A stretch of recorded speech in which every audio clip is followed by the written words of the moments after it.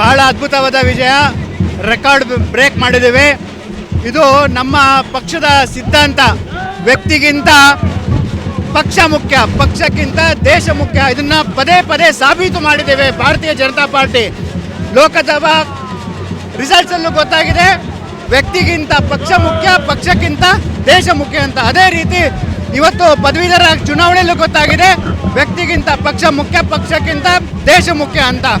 ದೇಶ ಸುಭದ್ರವಾಗಿರುವಂಥ ಶಕ್ತಿ ಇದೆ ಅಂತಂದರೆ, ಭಾರತದ ವಿಕಸದ ಹಾದಿಗೆ ತಗೊಂಡೋಗುವಂಥ ಶಕ್ತಿ ಇದೆ ಅಂದರೆ, ಭಾರತವನ್ನು ಸುಭದ್ರ ಮಾಡುವಂಥ ಶಕ್ತಿ ಇದೆ ಅಂದರೆ ಅದು ಭಾರತೀಯ ಜನತಾ ಪಾರ್ಟಿಗೆ ಮಾತ್ರ.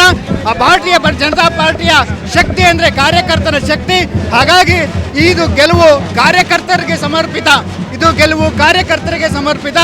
ಖಂಡಿತವಾಗ್ಲೂ ನಾನು ಈ ಒಳ್ಳೆಯ ಅಭೂತಪೂರ್ವ ವಿಜಯವನ್ನು ನಮ್ಮ ಜನರು ಮತದಾರರು ಕೊಟ್ಟಿದ್ದಾರೆ, ನನ್ನ ಕಾರ್ಯಕರ್ತರು ಕೊಟ್ಟಿದ್ದಾರೆ.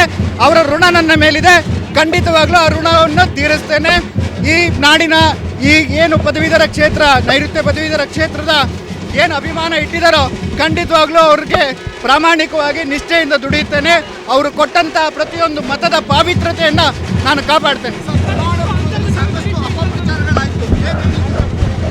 ಕೈಲಾಗದ ಶತ್ರುವಿನ ಕೊನೆಯ ಆಯುಧವೇ ಅಪಪ್ರಚಾರ.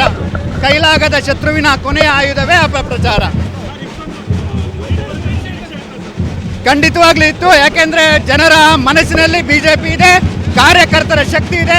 ಕಾರ್ಯಕರ್ತ ಒಬ್ಬ ಮನಸ್ಸು ಮಾಡಿದರೆ ಏನು ಬೇಕಾದ್ರೂ ಮಾಡ್ಬೋದು ಅನ್ನೋದನ್ನ ಪ್ರೂವ್ ಆಗಿದೆ. ಖಂಡಿತವಾಗ್ಲೂ ಇದು ಅಭೂತಪೂರ್ವ ಜಯ. ಇದು ಕಾರ್ಯಕರ್ತರಿಗೆ ಸಲ್ಲುವಂಥ ಜಯ.